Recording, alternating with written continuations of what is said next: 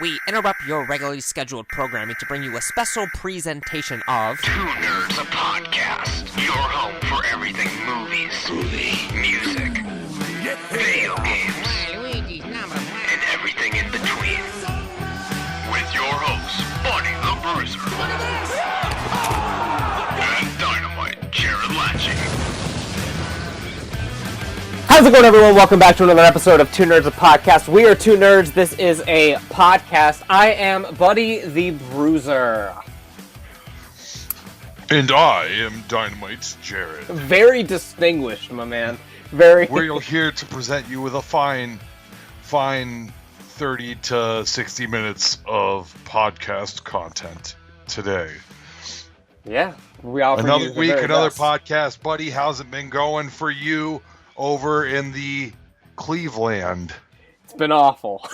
It's been awful, my man. Terrible. What's going on over there? We can be quite honest. I think you know what happened. But yes, I made it almost a year. Well, I made it slightly over a year. But yes, I finally tested positive for the old virus here. So yeah, that's been quite the interesting week. Spent my birthday in quarantine. I was finally released from my attic today, actually. My quarantine has ended. So between this podcast and the last one, because we recorded the other one a little bit early, I went through my whole quarantine. So spent my birthday up here. Super lame. It was also a fucking Monday. So none of the Indian places and none of the sushi places I like were open, because they're all fucking closed on Mondays. So I had to get Indian food the day after my birthday. That sounds absolutely abhorrent, absolutely terrible. One of the worst weeks I've ever heard of in my entire life. Did you beat any video games? I beat Miles Morales, finally, and then I started the first game, just the Spider-Man, so played a little bit of that. When do you go back to work? I go back to work on Friday, so 6 days from the time this is going up. Theoretically. Are you gonna get tested again to like? Well, because I heard that like once you get it, it like stays like positive for like 3 months or whatever. Like you'll still test positive after you have it, I guess. But I guess as long as you're fine and you did the 2 weeks gone, then it's all right, I guess. At least as far as I know. That sounds fishy to me. Yeah, I don't know. Oh, and my car got fucking hit this week. I forgot about that one. That was, that was an interesting I want to thing. know, why were you parked in the road? That's what I want. So you weren't going any fucking where. But my wife, who did not have COVID, which is why I was upstairs and downstairs, she was going places. Well, in theory, she would have gone places. So I parked in the road. That's just how I parked, and then I didn't think to move it back into the driveway at any point, and so it was there for a couple days, and the business was taken to it. And completely... Well, here's the thing. I live on a dead-end road. The car was coming from the dead end. Like, it wasn't, like, coming, like, from the street. It was coming from the dead end, rams into the front of my car, and pushes my car from in front of my house into in front of the neighbor's house. All in the middle of the night. I didn't hear a damn thing. We wake up in the morning, and my wife was like, "Did you go somewhere?" I was like, "No." I was like, "Shame what? on you, buddy. You fucking quarantine breaking scum." I was like, "No, I didn't go anywhere. I have fucking COVID. I didn't go anywhere." You went to Taco Bell. We know we know the facts here. You went to Taco Bell. You went through the drive-thru. You wore a mask. You still broke quarantine, and then to cover up for your heinous act, you actually parked your car in the neighbor's yard, I assume, or just part of it was in the yard, yes. And okay, the other part of the neighbor's yard, and then you took like a little hammer and just chipped off a little bit of your bumper or your grill or whatever it is, and then my God, someone hit my car. It pushed me, even though my car is not smashed at all. Yeah. Well, that's what the neighbors thought, because like the lady who like lives there, she was like, "Oh yeah, they're a bunch of young kids, like they were just out drinking or whatever." They fucking parked the car blocking part of my driveway in my yard. And I was like, no. And then one of our neighbors has a camera but they weren't able to see anything. The neighbor from like across the street thought she'd be able to see it. Like she went and like checked the thing, and she couldn't really see it. So all she saw was you breaking quarantine. yeah, that was it. That's all it was. Yeah, it's a big sabotage mission for me to get some Taco Bell. It's a cover up, ladies and gentlemen. Yeah.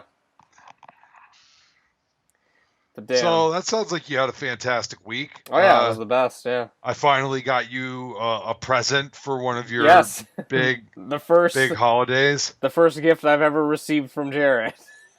Is it the first ever, really? Not the first. I mean, you've given me like some tapes and whatnot here and there, but this is definitely the first Christmas and/or birthday gift I've gotten. This was for your birthday. I Yes. literally delivered it to your front porch on your birthday. Yes, you did. So here's what happened. Okay, don't ever order. This is for the listener out there. Don't ever order from Right Stuff Anime, because I've ordered this damn gift for Buddy off the damn website that I've never even heard of. Dan Lacey used to plug Right Stuff Anime all the time when we were in high school. I don't know if there was like a badass website or something back then. Probably by that point there was probably a website, but they actually used to ship out like actual like paper catalogs, and you could go through the catalog, and like we'd go to his house and we'd look through the catalog, and there'd be a little hentai section in the back. Of course there or would whatever. be, yeah. You could order your tapes or DVDs or whatever from Right Stuff Anime, and they'll ship it to you. Okay, cool. Well, so it's a company that's been around for a long time, and you know they got a pretty decent website now and all this stuff. So I went to order this thing for you off Amazon. Well, Amazon was out of stock, and they weren't going to restock until like today. Like today, the day we're recording this podcast. Right. And I presume the day that it's going out as well, which is March 27th. So I was like, well, I don't want that. Like Buddy's in quarantine. I want to send this thing to him while he's, while he has nothing fucking to do, so that he has something else to do. And so I went to Right Stuff and paid extra for shipping. I paid like $10 for fucking shipping to get this out to you. It said within like 4 to 8 days. I was like, all right, cool. So this will get to him before his quarantine is up. He'll have some time to fucking, mess around with it, whatever, read it. And so I ordered it, and then just a couple days go by. I look at my my bank account app or whatever, and I see that they've only taken out $1, like for me, and it was like a pending transaction for $1. And I was like, what the fuck's going on? So I went to the website. They still hadn't shipped it. It had been a few days. I'm like, okay, and so then finally a week goes by, and they still, it's your literal birthday, and they still haven't shipped this fucking thing. It's been a week, and I paid extra money to get this thing shipped faster. Right. So they would get to you on time, and it just hadn't even shipped yet. So I went on there, canceled the order, walked into this fucking massive bookstore in Columbus, Ohio. It had like 37 rooms of books. What book was it? The Book Loft in German Village. That store's fucking great. Yeah, it's big, and it's only got about like one room that I'm actually interested in, but it's cool to walk around. Yeah, it's like in an old house. You go through all the rooms and stuff. Yeah. So yeah, I grabbed it from there and then just threw it at your fucking doormat in front of your house and clear it out of the COVID infected area. I wore a hazmat suit when I was approaching the home. As you should, yeah. Yeah, so there was no, I'm not spreading COVID or anything right now. Feel great. My ankle's a little sore. It's been stiff for a couple days now. Yeah. I don't think that has anything to do with the coronavirus. I would assume not, but yeah, I appreciate you. Appreciate the gift. Miles got me a koozie with ET on it for my birthday. Wow, fantastic. What did I tell you about Miles' gift? Worst gift giver of all time.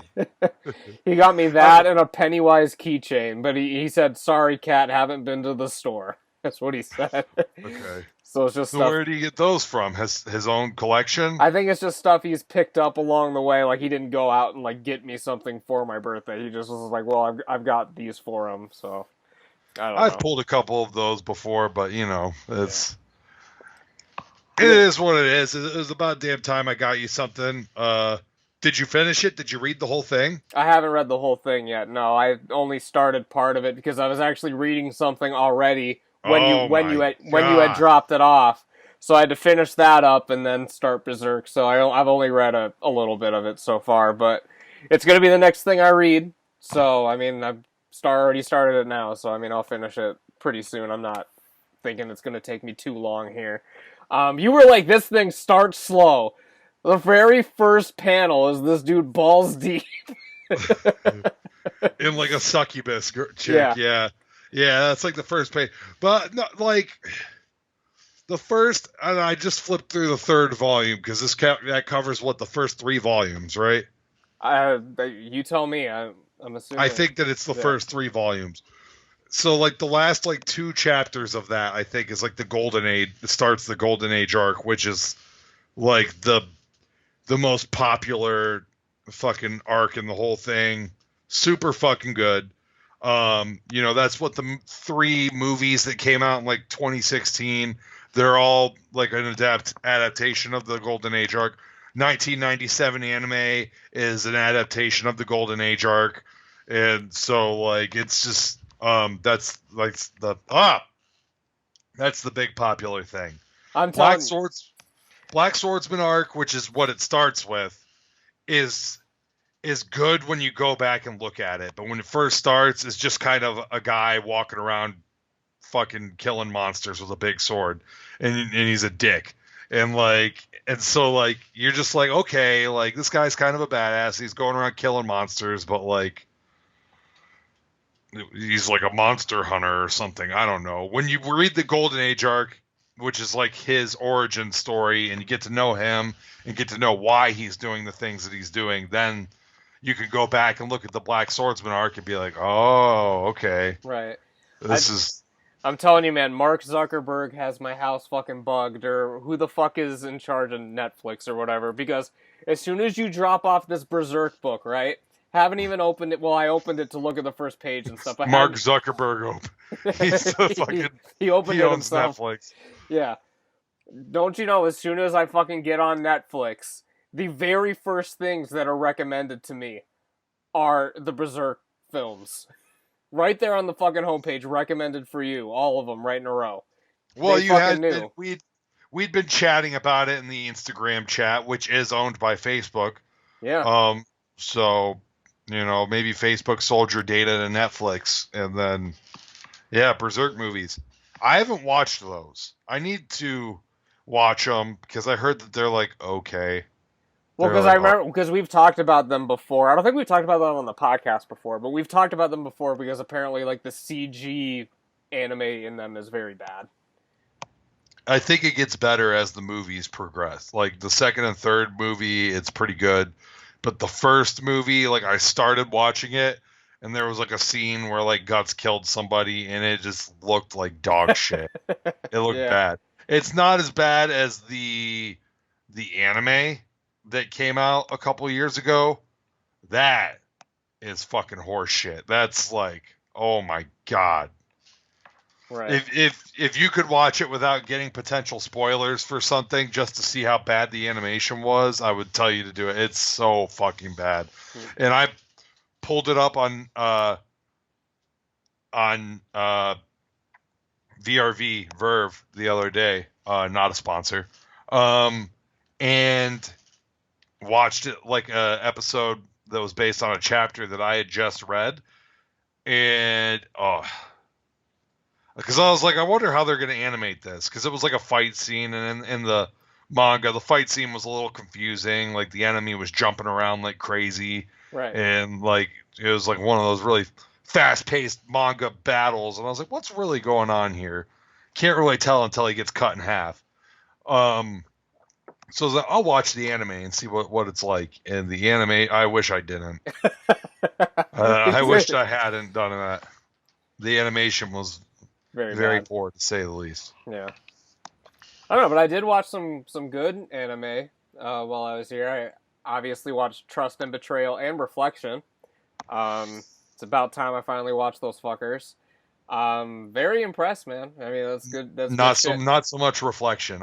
It's well done for what it is, but it just, I mean, I'm glad it's not canon, but I mean, it's not, I don't know. I have mixed feelings about it, I guess. Like, you made it sound like it was, like, the worst thing ever. It's not horrible. It's just, I don't know. I don't enjoy, it's not enjoyable. Yeah. For me. I understand. I guess they're both kind of tragic tales, but, you know, I don't know. One's more enjoyable for me because I know there's brighter things ahead. As opposed to the other one where that's the end. And it's a lot more violent. There's not that much violence in Reflection. No, it's a lot of... No, I mean, just... Yahiko and Kenshin's son have a fight, and then, I mean, there's not too much there's not, like, on. much gore, and in Trust and Betrayal, like, people are getting fucking cut in half, cut into, like, fucking 20 pieces, cut into 3 pieces, cut into a bunch of pieces. People just get cut up. Yeah. Yeah, it's a good film, man. Definitely got me emotional, and, you know. There's the one ninja guy. The ninja guy that shows up at the, like, probably at, like, the end of, like, the first half hour of it. He's got, like, the swords on the chains, and, like, Kenshin freaking, like, rips him off the roof by the chain, and then, like, just cuts him in half from his dick up. Oh, man. That's awesome. That shit's awesome. Yeah. It was an easy 4.5 stars on Letterboxd. I couldn't quite give it 5, but 4.5 I think was can't solid. be mad at you. I don't think most people could give it 5. I'm very biased. So, you know, that's my favorite fucking anime thing ever. I haven't watched it in a long time, though. Yeah. Should probably watch it. Invest fucking 2 hours of my life. Right, yeah. Yeah, only 2 hours. But yeah, 5 stars, it's very hard for me to give anything 5 stars. I think I only gave, like, Once Upon a Time in Hollywood 4.5 too. So, I mean, it is what it is. Come on, man. I might have to bump that up to 5 because a lot of people didn't like that one, but I don't know. That might be my favorite Tarantino. What? I don't know. But you rated Hateful Eight 5 stars, right? Oh, I did. Yeah, at the time. But my rating system has changed a little bit since then. I might have to bump that down, or I don't know. I might just bump Once Upon a Time in Hollywood up. Honestly. Your favorite Tarantino? That's... See, but I'm a film guy. Like, I'm a filmmaker. I like movies about making movies. And, I mean, like, half of the fucking thing is him on set. And I don't know. I dig it. I dig the vibes. I dig the driving. I dig the 60s music and attitude and all that. I mean, I don't know. It's just, it's my kind of movie, I guess. It's very good. I think I gave it 5. I'm not sure. I might have given it 4.5. I'll take a look real quick. This podcast has quickly just become Jarrod and Buddy look at their Letterboxd scores. So in quarantine, obviously, I was watching a lot of films, and I felt, because I was like, you know what, I haven't watched, and I may or may not be preparing for a video I'm working on in October, but I was like, I haven't watched 4.5, by the way. I was like, I haven't watched The Nightmare on Elm Streets in a long fucking time. So I was like, fuck it, I'm sitting here, I have nothing else to fucking do. I'm gonna watch all The Nightmare on Elm Streets. And while I was I didn't even know you were doing that. You haven't been very active in the group chat, so I guess I should assume that you were doing fucking something. Yeah, right. This whole time. But while I was watching these Nightmare on Elm Street films, I was also on Letterboxd looking at what you were rating these films when you watched them, and I was crying at some of your scores just because I can imagine how pissed off you were watching these films. Like, you gave, like, The Dream Child half a star. I'm just like, Jarrod hates this fucking movie. Yo, that movie sucked. Like... There's only 3 kills in the whole movie. By the time you get to, that's the 4th one, right? Or that's the 5th one. Dream Child's the 5th one, yeah. By the time you get to the 5th movie in your slasher franchise, this should be like a fucking well-oiled machine at this point, where you're just like bumping out kill after kill after kill after kill. And if I recall correctly, in that one. It's 3 kills. I think one of them is where he fucking like deflates the girl. Right, yeah, he like sucks the air out of her like in class. Yeah. There's that one. There's the one where the guy gets put in the comic book or whatever, and he has like the guns, and then it turns him into like a cartoon, and then he like slashes them. And I can't remember the other one, but Ugh. but yes, I had quite the time watching the films and then looking at your score because it was usually in direct contrast to Miles' scores. Oh, Miles probably fucking worships Dream Master. I wouldn't be surprised if Miles. We need to get him on the show. He needs to become a regular on the podcast. Just get on here so we can just fucking, maybe not you so much, but so I can just scream at him the whole time. I wouldn't be surprised if Miles came on the podcast and like, you know how like he screams sometimes, Right. Like he reacts like defending something really stupid. Yeah. Like I wouldn't be surprised. They'd be like, oh, Dream Master's the best in the series. No. Here's the thing, because I also Is that why you like Wes Craven's New Nightmare so much? Because it's a movie about making a movie. it's part of it. I'm just very partial to films like that, even though that was like a different twist on it, because I mean you don't really see the movie getting made at all. But yeah, I mean I like the idea of it. I also like that they took a beaten down fucking franchise and they're like, all right, we got to have at least one more good one, and then that's what they did. And then Freddy vs. Jason is also good. I forgot that one's actually pretty decent. Yeah, Freddy vs. Jason is fun. It's a good movie. And I watched the remake for the first time, and I just can't fathom why it exists. Like, it's just What's nothing. my score for that? I think I gave it a... You gave it 2.5. Okay, It's a little generous, but I think that seems about right to me, because I watched it and I, like... I mean, it's fine. Like, I didn't hate it, but I don't particularly ever want to see it again, which is like my 2.5 score. Like, it's a better made film than a lot of the other films in the franchise, but I just don't see any reason for it to exist. Like, it brings nothing remotely enjoyable, I guess. Like, it does not spark joy. Right, yeah, there's nothing. Because, like, even, like, in Dream Master and Dream Child and, like, shit like that, Freddy's Dead was actually pretty good. I was surprised that one was better than 4 or 5. But at least they have, like, some good effects in them, for the most part. Like, fucking... The new one, it's CG effects and all looks like ass. Like, there's no, like, appeal to it at all, I guess. Right.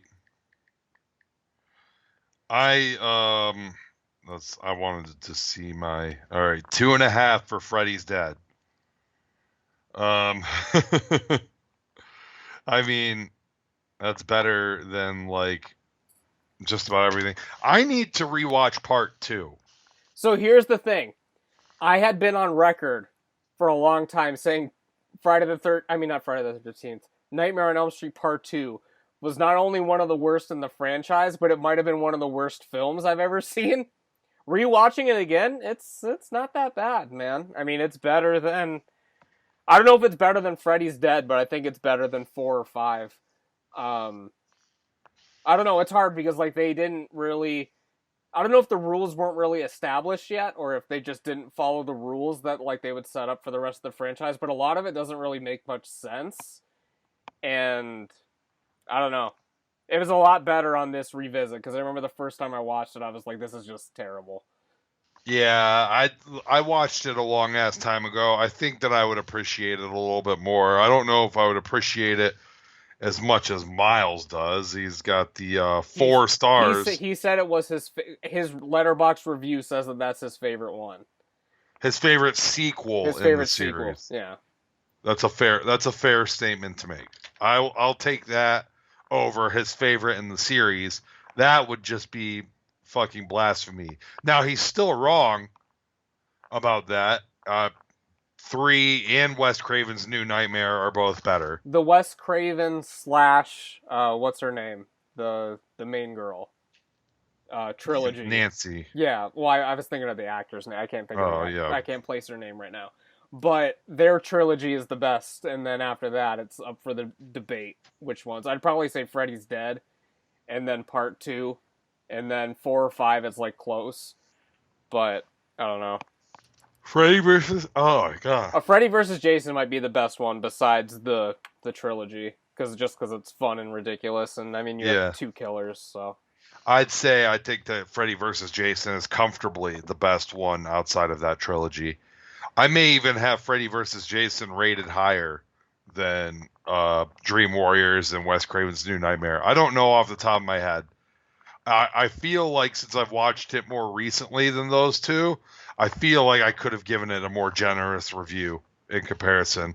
I didn't really watch these in comparison to each other. Like, I didn't really compare them to anything other than the original.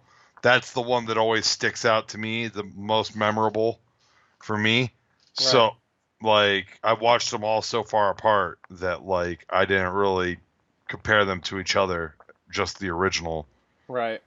You know. So, as I was watching them, I was looking at everyone's Letterboxd scores, and I was also rewatching the Monster Madness episodes about these just to see what James thought about them. He said, like, in part 2, he said that, like, a lot of people have read into it like a big, like, champion in, like, the LGBTQ community, and he said he didn't even realize anything at all. And I think he's fucking around, because that movie is very, very... The undertones aren't even undertones, it's overtones. Like, it's very, very open about it, I guess. I don't know if you remember anything from part 2, but... All I remember are the dogs that had, like, the faces human on them. heads on them, yeah. Well, no, there's a scene at a fucking gay bar, and then Freddy kills... And then there's, like, and, like, the main actor in it is, like, gay, right? Well, he has, like, the girlfriend or whatever, but there's definitely, like, the No, I mean, like, the actual actor. Oh, I don't know. I don't know if he is or not. But I'm looking at this. You were wrong, unless you watched them in the wrong order, which I don't think. Dream Master is part 4. Well, no, I was saying... Oh, wait, Dream Child. So the one where he sucks the fucking life out of the girl is Dream Master. Dream Master's part 4. I was talking about Dream Child. Was the one. Yeah, but we were saying that Dream Child was the one. Oh, did we switch? We switched talking mid through. Okay. And I gave Dream Child a fucking 1.5, and Miles gave it fucking 4 stars. Of course he did. It's his part 2 is his favorite sequel in the series. It has the same score as fucking part 4. I'll look at the Dream Child, and I gave it a 0.5 star. Yeah, fuck, I must have. That was the one I was dying laughing when I looked at your score, because I was just imagining you watching the film and being so pissed off the entire time. It's not good. I looking at it now. Most of the things that I fucking hate are in part 4. But yeah, Dream Child, I guess.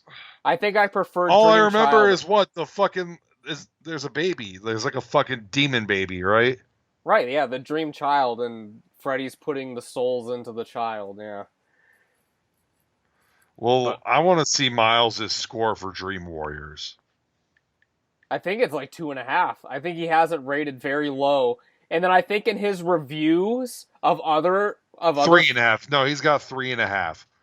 But I think in his review of either part 4 or part 5, he's like still like this one better than part 3. Is what he says in one of them.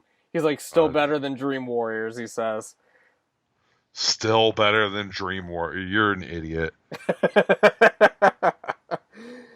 It's probably part 4. Dream Master. Let's see here. Here's the review. I enjoy this one more than Dream Warriors. Ooh. Yeah. Ooh. Edgy opinion, brother. No, people just read that and think you're an idiot. Yeah. Like, I've never read a less intelligent review on Letterboxd in my life.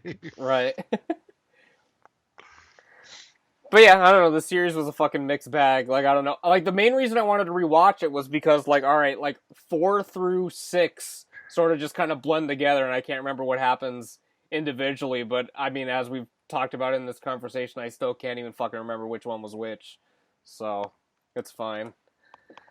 I would say, and you can agree or disagree with me, but I think that it's easily the worst of the big 3 slasher franchises. I need to rewatch some of the Friday the 13th because I definitely think that there's. It's hard though because Friday the 13th had what, 10 or 11 films. It's hard to say. Well, it depends on how much you count because there's 10 in the original run, then there's the remake, and then there's Freddy versus Jason. Right. So throwing out those two, there's 10 in the original, right? Right. So, and I mean, Nightmare had what, 7? If you don't count the remake or Freddy vs. Jason, Nightmare had 7. Right. And Halloween had 6. But here's the thing. I think that even the worst Friday the 13th movie, I could be wrong. I have to go back and watch some of them. Some of the really bad ones. I think that even the worst Friday the 13th movie is probably still better than the worst Nightmare on Elm Street movie. Again, like, it's tough to say because it's been... Ooh, you know what? No. Ugh. Well, because there's the one Jason Goes to Hell exists. I forgot. Oh, God. There's Jason Goes to really... I rewatched Jason X somewhat recently, like within the last That movie's year. A masterpiece. That movie is it's a so fucking good. masterpiece. Jason Goes to Hell is fucking terrible. I might need to rewatch it, though, to compare it to The Dream Child. Because here's the, like, at least, like, in Friday the 13th, like, you kind of know what you're getting, I guess. Like, with Nightmare on Elm Street, like, some of the shit just gets, like, so out there and weird. Like, I don't know, it's too experimental. Like, at least Friday the 13th, even when Jason goes to hell or Jason goes in space, it's still, like, more grounded a lot of the time. I don't know. But there is the one that... Here's the thing, there's 2 movies that Jason isn't even technically in. Because he's not in the first one, and then he's not in part 5. He's in the first one, he's just not He's the not main the killer. dude in it. Like, he pops up at the end. And that's like a dream sequence, so like we don't even know if that... Because, I mean, he looks completely different than when he would look in any other film. So we don't even know if that's really him. But in part 5, it's the fucking other guy that fucking kills everyone because his son was murdered because he was asking a guy if he wanted chocolate. That's one of the worst films ever. Yeah. Yeah, it's bad. I need to rewatch it to like get perspective on it. I don't know. I think that the worst in the Friday the 13th franchise is Jason Goes to Hell. Like, I don't think there's a question. It's just like worse than part 5? I think it sucks, dude. I could get over part 5 not having Jason in it. It's like, this is a bad comparison because Halloween 3 is actually good, though overrated. It's actually good. Yeah. But like, I could get over Jason not being in part 5, just like I've gotten over that Michael Myers isn't in Halloween 3. I guess one thing Nightmare on Elm Street does have is that Freddy is in every movie. Like, that is something it has over the other franchises, where like there's always like the black sheep film. This one, even when the films are bad, they all still are in like the same continuity, and I don't know, you know. I don't know, man. I think the Nightmare on Elm Street, though, like, it's kind of like a weird thing. Like, Halloween is my all-time favorite. No secret. Talked about it a billion times on this fucking podcast. Don't need to get into it again. I think that after that, as far as like best films in entire franchises go, like, Nightmare on Elm Street to me is probably... My ratings might not reflect this. I feel like Nightmare on Elm Street is rated 5 stars for me, though. Nightmare on Elm Street might be like my second favorite out of those fucking franchises as a movie. Right, like the original Nightmare on Elm Street. I think that it literally goes like, Halloween is my favorite movie of all time, not just in those franchises. And then out of those franchises, my second favorite movie out of all those might be Nightmare on Elm Street. But that franchise is probably my least favorite out of those 3. Here, like, Friday the 13th was never my favorite out of any of them. But I can see that it has better films, but I don't know. There's just something about Jason that doesn't really, like, vibe with me. I don't know what it is. It's probably just because he's, like, a less cool Michael Myers, I guess. Oh, my God. We need Miles on here right now. Well, because Miles would probably say Friday the 13th is his favorite, if I had to guess. Right, and I wish he would explode on you right now for saying that Jason's a less cool Michael Myers. I mean, Jason... He's got his moments, but I mean, it's Jason becomes more like Michael Myers as the series goes on. Like, when it first starts, he's not really like Michael Myers. He's like, really is just like the big, dumb, special needs guy that, like, that, you know, he's more like a Leatherface. Like, he's not like, he's a little rough. Like, Michael Myers is always like methodical. And like Jason, there's like no sense to it. It's just, you know. Right. The thing is then the first 4 Friday 13th movies, Jason runs all the time. Right. Maybe not the first one because he pops out of the thing. No one likes to say that because people. I remember when the remake came out, people were like, "Jason's running? Like that doesn't make any sense." And I was I was like, "Did you watch the films? Like, are you?" Yeah, he didn't stop running until he came back until he was a zombie, until he came back from the dead. Right. And so zombie Jason is kind of like Michael Myers. But by the time it gets to fucking zombie Jason, he doesn't really look like Michael Myers that much anymore. He's like fucking got like the weird head. You know what I mean? Where it's like freaking like basically like brain matter, like bulging out of his fucking mask, and like his outfit's all torn up, and I don't know. You know, like I feel like from the casual viewer, Jason and Michael Myers are, you know, like the same person, because casual people will get that mixed up. Right, and I'm not saying that that's my opinion on it now. I'm saying back when I was watching these, when I was younger, I was like, oh, Jason is a less cool Michael Myers. I'm not a casual fan. I'm not a casual. Bro, what the fuck? But I need to get the fucking... Because the fucking DVDs I have, like, look like shit. Like, I wanted to get that Shout Factory, like, nice, like, Blu-ray set that Miles and everyone has. But, yeah, I want that as well. But I was like... Is it out of print already? No, you can get it. It's just... I mean, it's just buttloads expensive. It was like $150. I want to tell you, man, the Arrow Video put out that Gamera box set. Oh, yeah. Looks badass. And it's out of print like a month after they put it out. And it's like $300 now. And when it first came out, I was in quarantine when that first dropped, I think. I'm pretty sure. It was pretty close to that, yeah, because I remember we weren't doing the show at the time, but I remember we were talking about it. And my friend Joel got it, and I was like, man, $120. I should pop on there and get this. But, man, maybe I'll get it down the line. Yeah. Nope. Super limited release, and now I'm probably never going to have it. Yeah, I understand. That's why I figured I need to jump on the Godzilla one and get it before you can't get it anymore. So that's why I'm jumping on this Fist of the North Star hardcover manga that's coming out, because God knows when. Like, I got it pre-ordered. It doesn't come out till like June or July. It was pre-order going to show up at my door when it comes out. Right, because it's like you never God know knows, when this is going to go out of fucking print, and then I'm just never going to be able to find it. I finally got all of the Rurouni Kenshin Vizbigs. Oh, you dropped the bomb. You placed the order finally, because I remember they were in your cart. You fired the missile? Oh, they were on eBay, and like I was trying to get this guy with counter offers and everything. Did I talk about this on the podcast? I don't know if it was on the... I mean, we were talking about it a night we recorded the show. I don't know if it was during or after the show, but you were talking about it, yeah. Some guy, he wanted $180 for the entire set of Rurouni Kenshin Vizbigs. I think Volume 6 had like a big crease in the cover, so I was like, I offered him $140. And he says, meet me in the middle, $160. And so I said, God, I want to fucking bump him down a little bit.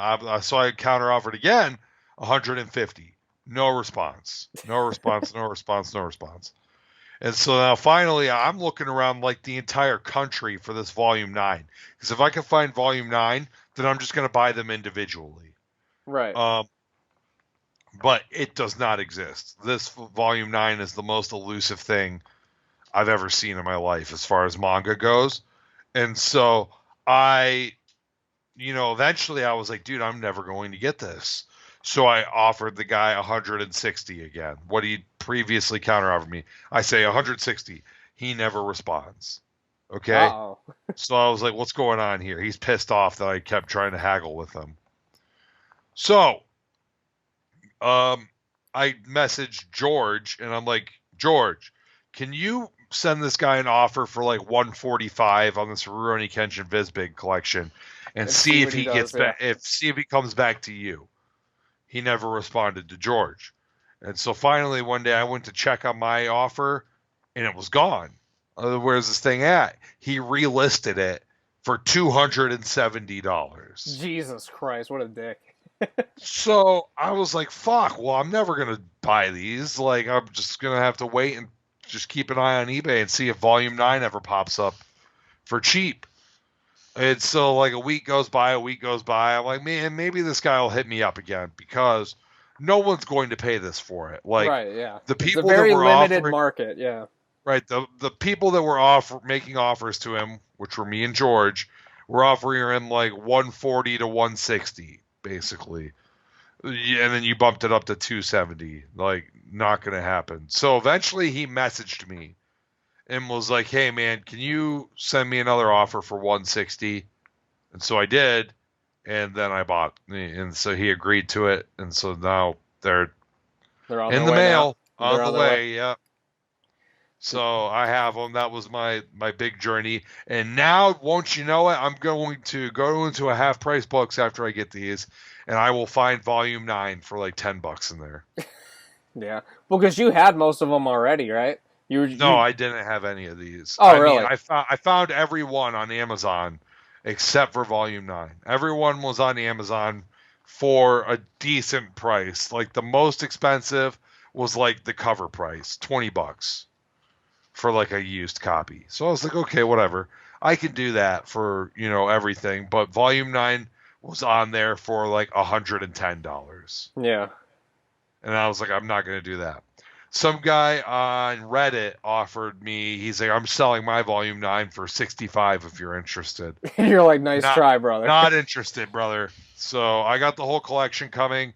All together, it ended up being like $180 with the shipping and the tax. So that's what, like $20 a book? Like you're good. Which is the cover price. Yeah.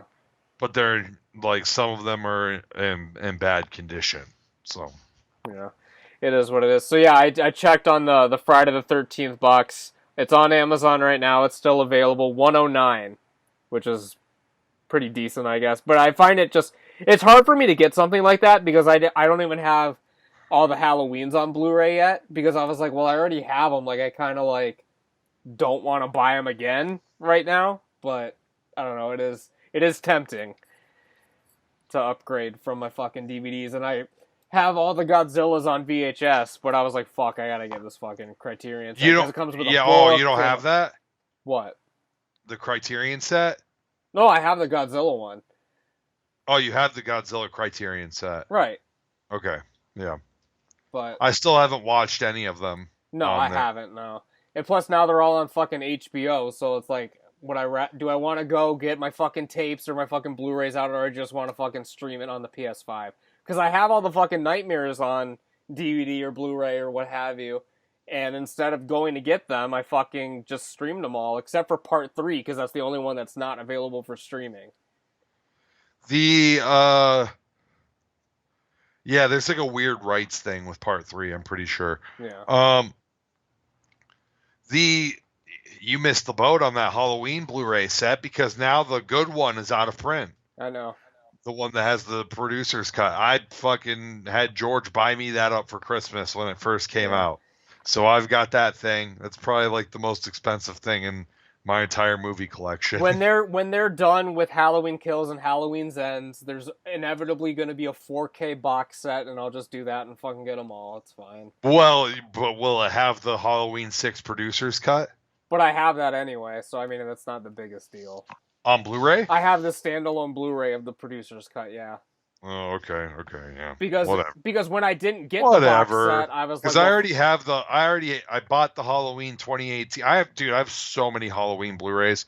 I have the damn Halloween, the fucking Blu-ray set, okay, and then I have Halloween 1, like 25th or 35th anniversary edition right. Blu-ray, and then I have another Halloween 1 fucking Blu-ray, and then I have like I think I have H2 and Halloween and Rob Zombie's Halloween on Blu-ray outside of my box set as well. And then I have the Halloween 2018 Blu-ray. About that. For some reason, the only version of Halloween that I own is a DVD. I don't even have the original Halloween on Blu-ray for some reason. You don't have a VHS? I not have part 1. I have like Halloween 4 and a couple others. For some reason, I don't have part 1. I don't know why. Because I think I was like, well, I don't need this because I already fucking have it. Like, I don't know.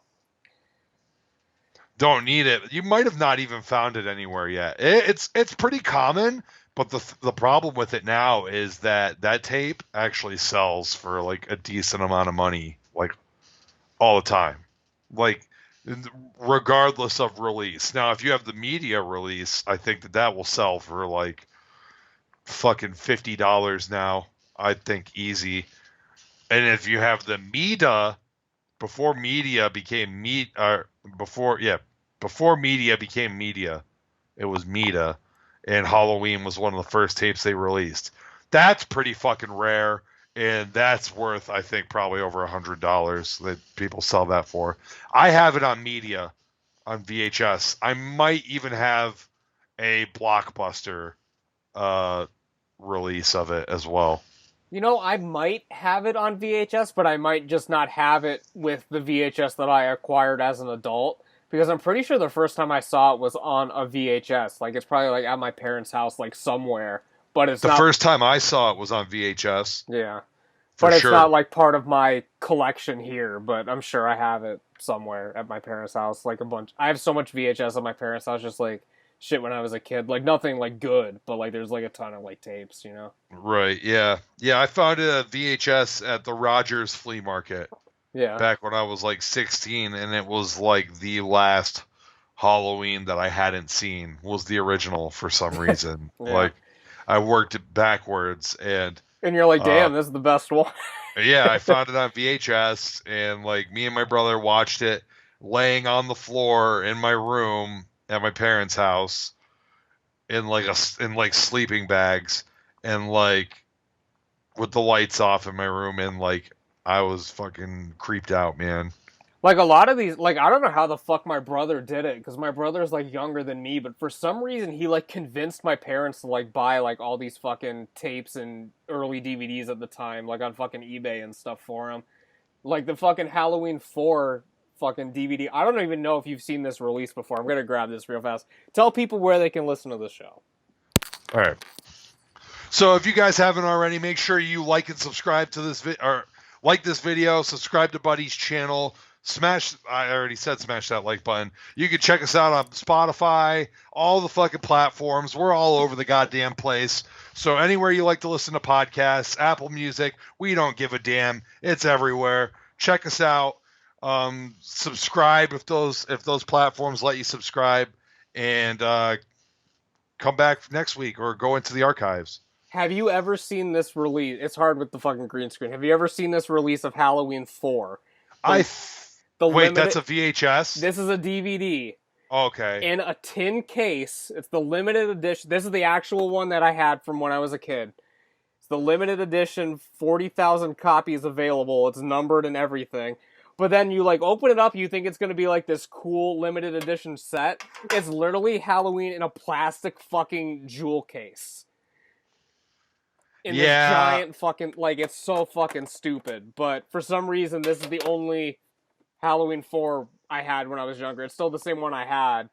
I have it on other formats as well, but this is the original. This is the first time I watched Halloween 4, was on this fucking weird tin DVD release.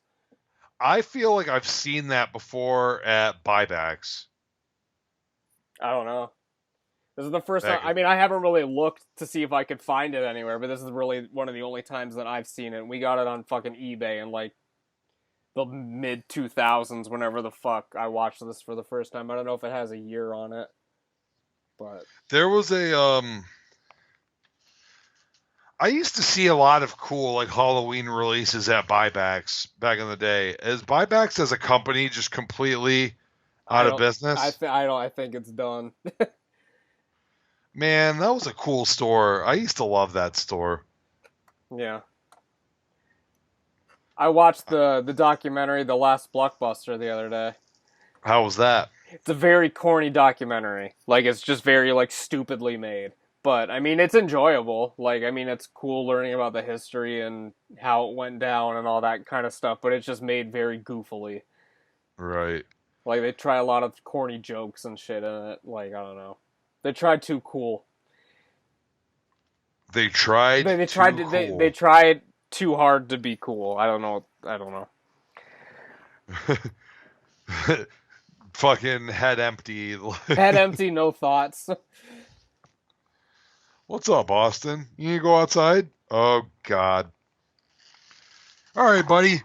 Is there anything else we need to talk about this week? Had a pretty good conversation about movies, Letterboxd scores, DVD and Blu-ray releases, manga. I don't think there's anything too much. I mean, we need to talk about. I mean, we can ride off into the sunset if you want to. I mean, did you watch the Randy Orton interview yet? I know Miles. I have not. I heard it's 2 fucking hours. It is. I'm not in quarantine, buddy, so... It's 2 hours. I watched it. I mean, if I wasn't in quarantine, I don't know if I would watch it. Like, I wish that they still put those out, like, in podcast form instead of having to watch it, like, on the fucking thing. Like, if I was able to drive around and listen to it, it'd be no fucking question. But it's just, alright, I gotta fucking pull this up on fucking Peacock, which is a terrible app, by the way. I don't know if you've goofed around with it too much, but it's a terrible app. But, you know, it is what it is, at least for the next 5 years. We gotta fucking deal with it, so. I'm just mad that, the damn, they don't have all the classic content. Not until SummerSlam. I guess they're slowly uploading stuff. They've already been I have hacking my away. doubts that they're going to have everything caught up by SummerSlam. I don't think that, like, old, like, the stuff that I'm really, really interested in, I didn't watch, like, really, but, like, the stuff that I'm, like, is interesting for me to watch is, like, old, like, fucking, old record, like the old Memphis wrestling or Smoky Mountain wrestling, right? Because stuff like that, like, where else are you gonna see that? Like, you can get a fucking like DVD or whatever of like Halloween Havoc and like all this kind of stuff, but it's like all of like the 70s and like the 80s, like Mid-South and fucking Smoky Mountain and all that stuff that like they own. Like, where are you gonna see? Like, who knows how many physical copies of that even exist? And like, even not going that obscure, but like WWE was uploading like their old like syndicated shows from like the 80s, like Wrestling Challenge and stuff like that. And those shows I was watching those a lot for a little bit. Those were awesome. Like freaking just like 5 squash matches and a bunch of promos. I was like, dude, this is it. This fucking rules. Right. You know, so I don't know, just hopefully, like, I'm sure WWE will still have them, like, they're not going to be lost to history, but, I mean... Yeah, WWE's got all the stuff in their library. It's just that I wish that it was on Peacock now, and I wish that Peacock had, like, a better interface for... Oh, the like, interface is... Like, that's what I things. mean. Like, the app is terrible. Like, the interface is horrendous. Like, it's so hard to, like, even navigate where you're fucking trying to find something. And, like... I don't know. It just sucks. All right. Well, that's our editorial on Peacock. Stay tuned. We're going to keep giving our thoughts on Peacock, going through WrestleMania weekend and all that stuff. We got Godzilla versus Kong next week's show, I guess. That'll be the big one, yeah. So big time. So yeah. That's it for this time, guys. Jarrod told you guys where to watch the show, but in case he left anything out, I mean, you can watch this on YouTube, because I didn't listen to what you said, because I was grabbing Oh, it was fucking awful. DVD. Yeah, you better cover my tracks on that. We are available on YouTube, of course, Spotify, Apple Podcasts, Google Podcasts, all of that great stuff. If your preferred streaming app lets you leave a rating and a review, please do so. Leave us all the kind words that you can, and also tweet at us, comment on YouTube, do all of that fantastic things. Help us out. Spread the good word about the show. If you enjoy our banter, tell at least one of your friends. Just one. That's all we ask. Yeah. All right, buddy. In No Star Reviews, I'll catch your ass down the road. And this is Buddy the Bruiser. I'm signing out.